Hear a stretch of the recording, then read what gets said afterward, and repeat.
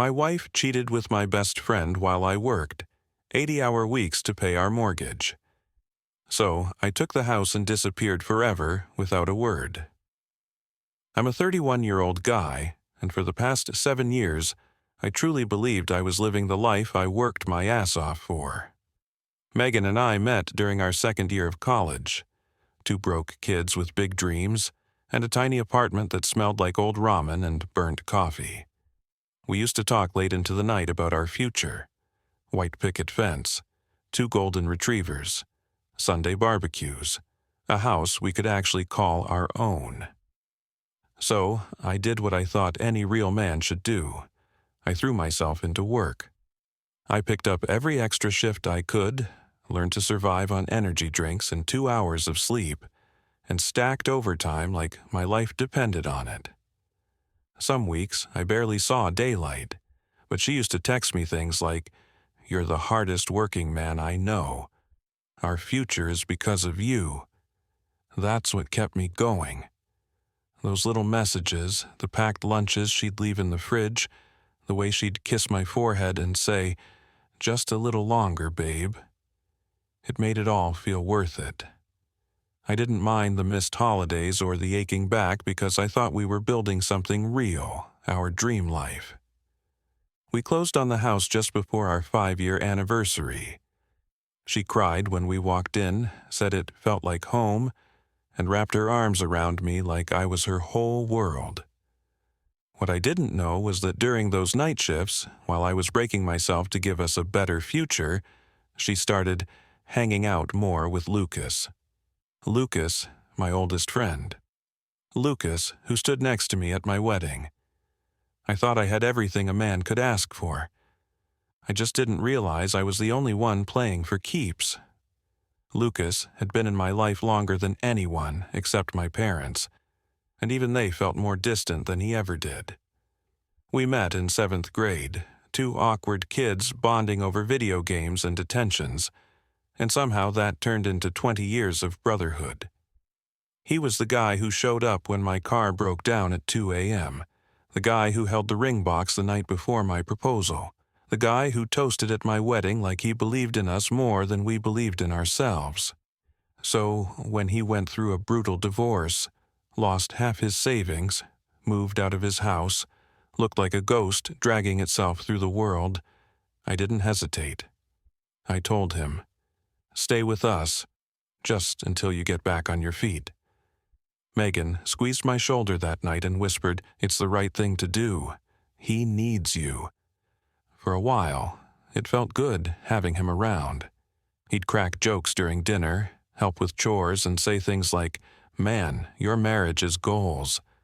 But little moments started to shift, subtle enough to ignore if you wanted to.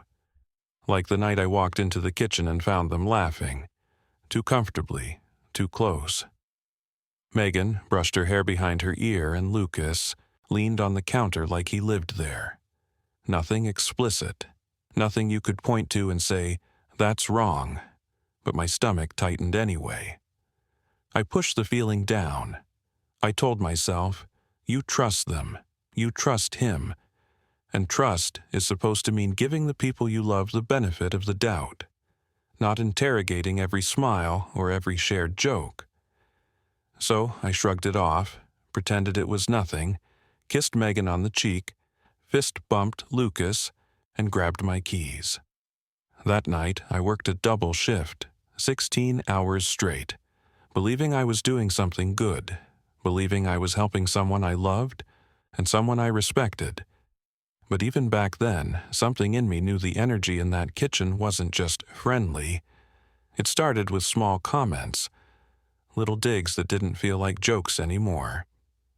Megan would say things like, "Wow, you're home before midnight. Did the factory catch fire?" Or she'd sigh when I crashed on the couch and mutter, "You're always too tired for anything fun." At first, I chalked it up to frustration. Maybe she was lonely. Maybe I was working too much. But then one night over dinner, she flat out said it, "You're never here. And when you are, it's like you've already checked out." That hit hard. Not because she was wrong about me being tired, but because she made it sound like I wanted to be absent. I was working 80-hour weeks for us, for that house, for her. But to her, it was just neglect. So I started taking Sundays off, just 1 day a week, even though we couldn't really afford it. I'd come home early, bring flowers, cook breakfast, and still, she seemed emotionally miles away.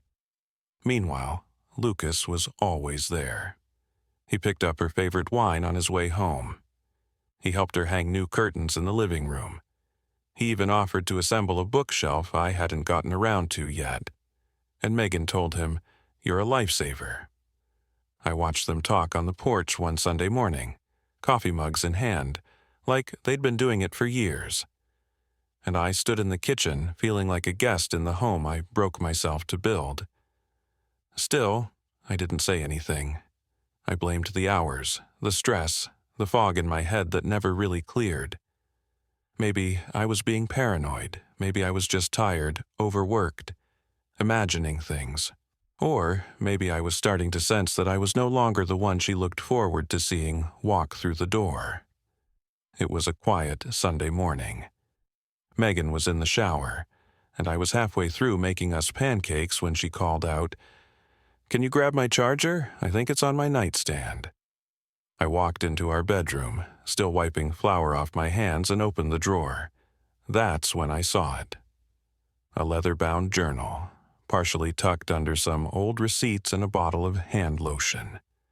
I should have just grabbed the charger and left, but something about the way the journal was half open, like it wanted to be found, pulled at me. I sat down on the edge of the bed and started reading. The first line I saw said, "Lucas makes me feel alive again." I blinked hard, unsure if I was misreading it. If maybe I'd opened to some old fiction she'd been writing. But the next line confirmed it wasn't fiction. I miss being touched with passion. I miss feeling seen. My chest tightened like someone was squeezing my ribs from the inside. I flipped the pages.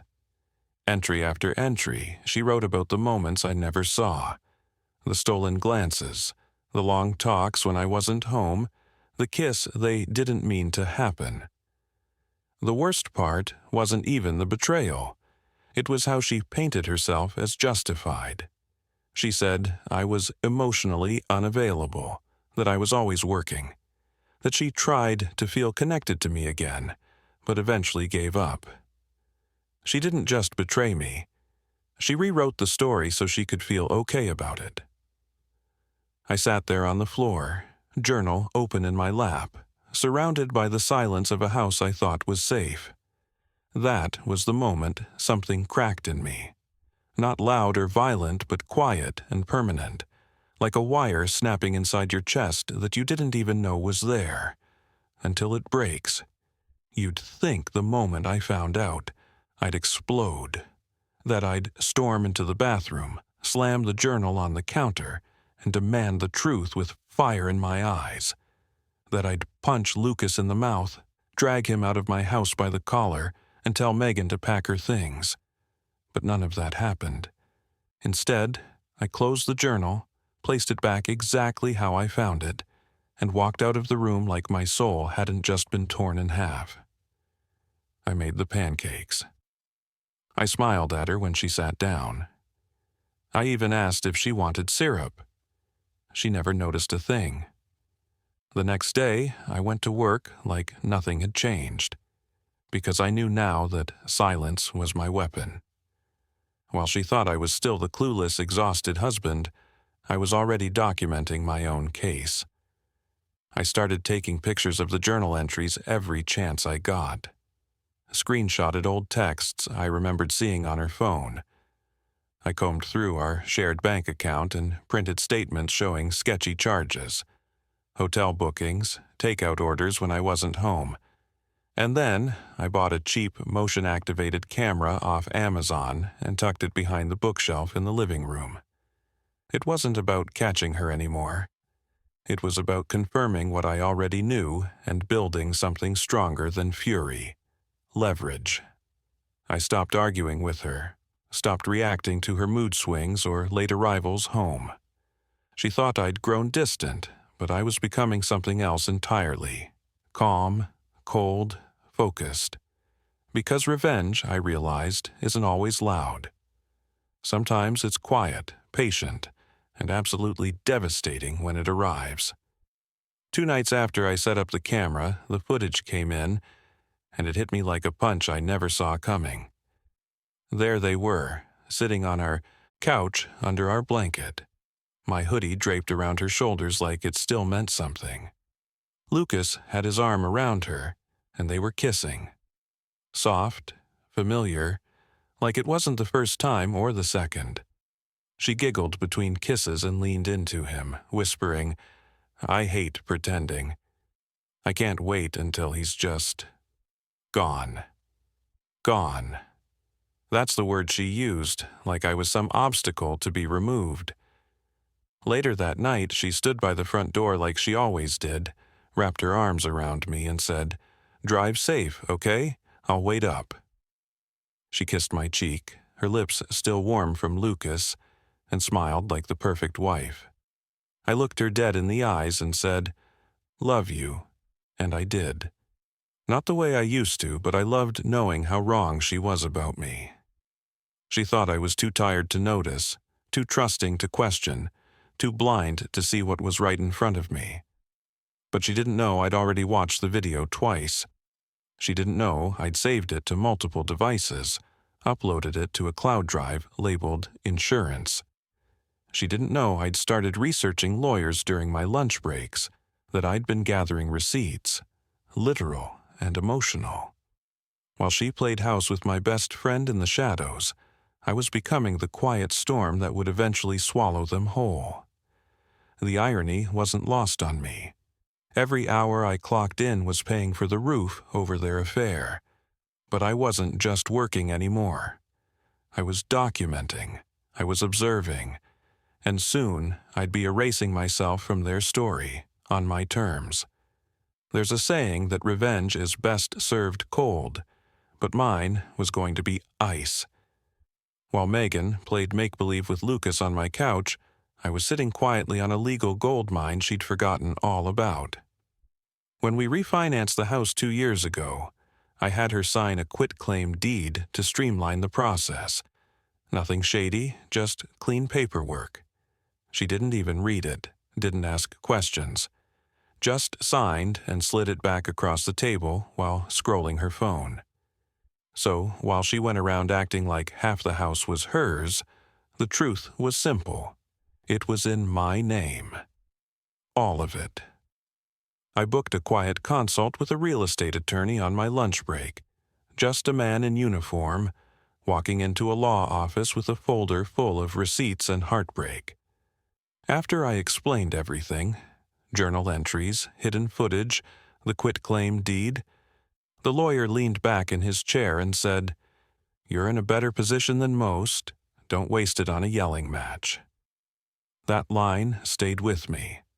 I wasn't going to throw dishes or start screaming or light up their phones with threats. I was going to walk out of that mess so clean they wouldn't know they'd been cut until weeks later. So I started preparing. Quietly, surgically, detail by detail. I opened a new checking account under just my name. Transferred my direct deposits. Changed all the utility bills to solo. Started organizing documents, scanning everything, labeling folders, exit plan, legal, evidence. Every time Megan smiled at me across the dinner table, I smiled back, knowing I was weeks away from disappearing from her life and taking the house with me. They thought I was the fool in the room. But fools don't build silent escape routes. Fools don't keep their mouths shut and their receipts stacked.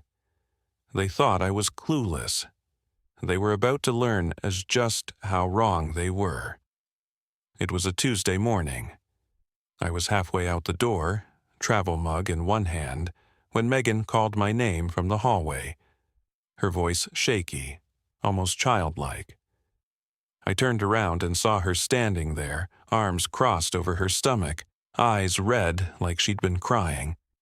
"I'm pregnant," she whispered. She blinked fast, like she expected me to explode or collapse into tears. Instead, I just froze. Then she added, "It's yours." But her eyes didn't match the softness in her voice. They darted, nervous, like she was trying to convince herself more than me. My heart cracked in slow motion. Not because I was about to be a father, because I knew I wasn't. We hadn't been intimate in weeks. Hell, we hadn't even shared a real conversation in days. But I nodded, stepped forward, wrapped my arms around her like I still believed she was mine. I kissed her forehead and said, "Wow, okay, we'll figure this out together." The second I walked out that door, I stopped at my car, clenched the steering wheel, and screamed so hard my throat burned. Then I wiped my eyes, pulled out my phone, and scheduled a discreet paternity test at a clinic an hour away. 2 weeks passed like slow poison. She decorated a nursery Pinterest board, started humming around the house again like the affair never happened. She even told Lucas to stop coming around so much, just until things feel normal again. And all the while, I kept smiling, nodding, playing the doting husband with the secret clock ticking behind my ribcage. When the test results finally came in, I opened the envelope alone in my car behind a grocery store. Not a match. Just those 3 words. 3 tiny, printed words that made me want to throw up right there in the parking lot. Because now, it wasn't just betrayal, it was a whole human lie wrapped in 9 months of guilt. The baby wasn't mine. There it was, in bold black letters on clinical white paper, clear as truth could ever be, excluded as the biological father. I sat in my car for almost an hour, the envelope in one hand, my other hand shaking so bad I couldn't even put the keys in the ignition. I wanted to scream. I wanted to smash the windshield with my bare fists. But mostly, I just sat there, numb, empty, watching people walk by with their groceries like the world wasn't caving in on me. That night, she was in the kitchen, stirring pasta like everything was fine. She smiled when she saw me, asked, "Everything okay? You look tired." I looked at her face, her hands, her stomach, and all I could think about was how many lies she had to tell just to keep up the performance. Lucas had moved out a few weeks earlier, saying he'd finally found a place across town. But I wasn't stupid. He was still in the picture, just quieter now. She thought I didn't know. Thought she could dangle a pregnancy in front of me like a leash and I'd stay loyal, tired, and quiet. She kissed me goodnight that evening and whispered, "We're going to be okay. I know we will." And I whispered back, "I know." But what I didn't say was that I'd already moved every piece off the board except one. I wasn't just betrayed. I was being used, strategically, carefully, cruelly. She didn't love me. She needed me, for the house, for the stability, for the cover story, and while she played the role of loving wife and glowing mother-to-be, I was already halfway gone, emotionally packed, legally armed, and waiting for the perfect moment to vanish. The plan was already written in my head, every step, every click, every bag. I just needed the right night. So when Megan said she was heading to her sister's for the weekend, girl time before the baby comes, I nodded and said, "Take all the time you need." The second her car pulled out of the driveway, I locked the door behind her and got to work.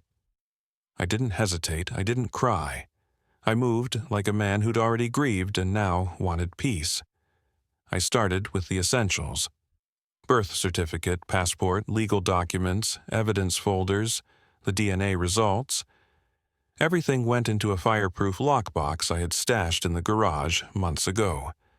I cleared out my secret savings account, one she never knew existed because I opened it before we got married, just in case.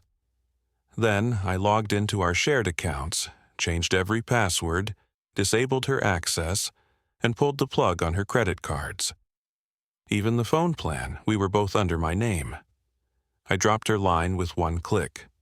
Then came the utilities, gas, electric, internet. One by one, I updated the accounts, removed her information, and signed new agreements under just me. The house, already in my name, now had nothing tying her to it. Not financially, not digitally, not legally. I packed only what mattered: clothes, hard drives, journals, keepsakes from my late mom. Everything else, the dishes, the couch, the framed photos, felt tainted. I didn't leave a note. No dramatic goodbye, no explanation. Just a hollow space where I used to live, and a quiet vacuum where her power used to be. By the time she walked back through that door, I was already gone. And so was every last thing she thought she could still control. The explosion started before she even made it to the second room. I imagine her walking into the house expecting her usual. Me, half asleep on the couch, maybe dinner in the oven, her little lie still intact. Instead, she walked into silence. No clothes in the closet, no shoes by the door, no toothbrush in the holder, just absence. And then her panic must have set in. The first call came before she even left the driveway, then another, and another. "Where are you? What is this?" When I didn't answer, the texts started flooding in. "I don't understand. Just talk to me." "We're having a baby. You can't just disappear." Then, when the crying didn't work, the tone shifted. "You're a coward. You abandoned your family. After everything I've done for you?" She sent me old photos, long paragraphs, voicemails that went from weepy to furious in the span of a few hours. She emailed me from 3 different addresses. Tried to DM me on Instagram, Facebook, even LinkedIn. The desperation was loud, chaotic, like a house fire trying to convince the smoke alarm to shut off. I sent one message, just one. It read, "The child isn't mine. The house isn't yours. We're done." Then I blocked her. Phone, email, socials, everything. I even changed my number the next day, like cutting the last thread to a puppet show I refused to be part of anymore. I didn't need to scream, didn't need to post screenshots or tell the world what she did, because sometimes silence is the sharpest blade you can leave behind, and mine was cutting her deeper than any revenge post ever could. It was a Saturday morning, 3 weeks after I disappeared. I was making coffee in my new apartment, small, quiet, nothing fancy, but mine, when there was a loud knock at the door. Not a friendly knock, a pissed-off knock. I looked through the peephole and felt my stomach tighten. Lucas. His jaw was clenched, eyes wild, like he'd been rehearsing his speech the whole drive over. I opened the door just enough to lean against the frame. He didn't even say hello. "You humiliated her," he snapped. "You left her with nothing. She's pregnant, man." I didn't blink. Instead, I stepped back, grabbed the manila folder I'd placed near the entry table weeks ago just for this moment, and handed him 2 sheets of paper. The paternity test results. The house deed. He stared at them, confused at first, then ashamed. I watched his expression shift like melting plastic. Anger, shock, then that pathetic kind of guilt people get when they realize they were never in control. "You lied to me," I said flatly. "You lied, she lied, and you both thought I was too tired or too nice to ever do anything about it." He opened his mouth, but I cut him off. "You get to live with her now. No backup plans, no safety nets, just the 2 of you, and every lie you built this on." He didn't respond, didn't yell, just stood there holding the papers like they might bite him. I closed the door slowly. No slamming, no drama, just a quiet click that said, "You don't get to follow me into the life I rebuilt." And I never opened that door again. The fallout didn't take long to reach me. Mutual friends, some who hadn't spoken to me in months, started popping back into my inbox with messages that opened like, "Hey man, I heard some things and wanted to check in." Apparently, Megan had taken her story on tour. She was telling people I had a breakdown, that I cheated, that I walked out on a pregnant woman because I got scared of responsibility. Lucas was backing her up, of course, painting me as unstable, cold, and selfish. They were rewriting the narrative before the dust had even settled. At first, I ignored it. But then one of my oldest friends sent me a voice note that started with, "I don't want to pick sides, but..." And that's when I decided, no more silence. I opened the folder I'd curated with precision over weeks. Time-stamped footage from the living room camera. Screenshots of the journal entries, paternity test results, even the signed quitclaim deed. I didn't write a single word, just dropped the files into one group chat with about 12 of our closest mutuals. Read receipts lit up within seconds. One by one, messages stopped coming in. No apologies, no arguments, just silence. And honestly, that silence was better than 1,000 "I'm sorry, bro" texts. Megan stopped posting on social media. Lucas deleted his accounts. Whatever stories they had rehearsed fell apart the moment people saw the truth in black and white. Turns out, people get real quiet when the truth screams louder than their lies. I didn't have to burn them publicly, didn't need to trash their names or seek pity. I just held up the mirror and let them watch themselves fall apart. I kept the house. The same one I'd worked 80-hour weeks for. The same house they'd defiled with their whispered lies and stolen moments. But now it wasn't theirs. It wasn't ours. It was mine. The first thing I did was rip out the light fixtures she picked. Those dainty glass pendants she said made the kitchen feel Pinterest-worthy. Gone. The bedroom repainted. Walls patched, new blinds, new sheets, new air. Everywhere she left her mark, framed pictures, scented candles, monogrammed towels, I cleared it all like smoke after a fire. The more I gutted it, the more the house breathed again. And so did I. I adopted a rescue dog. A nervous mutt with a scar over his eye and a heart bigger than his bark. We named each other with trust. I started painting again. Nothing fancy, just color on canvas, emotion turned into brushstrokes. I hung my work in the hallway where our wedding photo used to be. Not out of spite, out of reclamation. Every nail, every color, every screw in the wall was an act of taking back what was mine. Eventually, I left the factory job and found the remote work doing graphic design. Less money, more time, time to cook slow meals, time to sit on the porch without waiting for a car to pull into the driveway and shatter the peace. Time to walk my dog at dusk and fall asleep to silence, not anxiety. The house that once held betrayal now held only me. And for the first time in years, that wasn't a sad thing. It was healing. No more yelling, no more lies, just walls that didn't whisper secrets, and a man finally learning how to breathe again.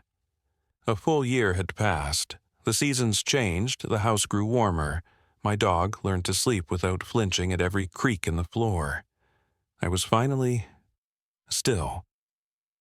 Until one afternoon, I checked the mailbox and found a cream-colored envelope with my name written in Megan's handwriting. No return address, just her cursive, slightly crooked from the way she loops her G's. I sat with it on the counter for hours, untouched. Eventually, curiosity won, and I opened it like I was defusing a bomb. Inside was a handwritten letter. She said she missed me, said we were both confused back then, and that she was sorry for how things unfolded. Then came the punchline. We should co-parent for the baby's sake. He deserves to know the man I once loved. My hands didn't shake. My heart didn't race. All I felt was an old ache I'd already buried, trying to claw its way back. I slid the letter back into the envelope, sealed it, and wrote 2 words in block letters across the front. Not mine. I drove to the post office and dropped it in the return to sender bin without a second thought. No explanation, no apology, no opening for more conversation. A few weeks later, a mutual friend mentioned she'd moved back in with her mom. No job, no boyfriend, just a reputation with more holes in it than her resume. Apparently, Lucas bailed when the baby arrived and didn't look anything like him either. Funny how karma works. She doesn't arrive on schedule, but when she shows up, she brings receipts, and I didn't even have to lift a finger. Some losses carry their own punishment. Megan's was waking up every day knowing I didn't come back, and never would. Most people think closure comes with a door slam or a final scream. That moment where you get the last word and storm out triumphant. But I learned it's quieter than that. It's the stillness you find after the storm. It's the freedom of not having to explain yourself anymore. My closure didn't come from confrontation. It came from reclaiming my life. Piece by piece, quietly, intentionally. I changed my number, deleted old emails, moved to a smaller town where no one knew my name or my story. I bought a second-hand truck, found a rental with a view of the woods, and started sleeping through the night for the first time in years. Some days, I take my dog hiking and don't speak to a single person, and somehow that feels more like connection than anything I had before. Peace isn't loud, it's not dramatic, it's gentle and earned. I haven't started dating again, at least not seriously. I go out sometimes, make small talk, smile at people without wondering what they're hiding behind it. But mostly, I'm learning to trust someone I forgot about for a long time. Myself. The man who survived betrayal without becoming bitter. The man who walked away without burning everything down. The pain used to feel like a weight I'd carry forever. Now, it feels like fuel, like something that forged me instead of broke me. I used to be the guy who worked himself to the bone for love, the guy who trusted too easily, the guy who got cheated on, lied to, used like a safety net. Now, I'm the man who built his life back brick by brick, and I didn't just walk away, I disappeared. And I've never felt more alive.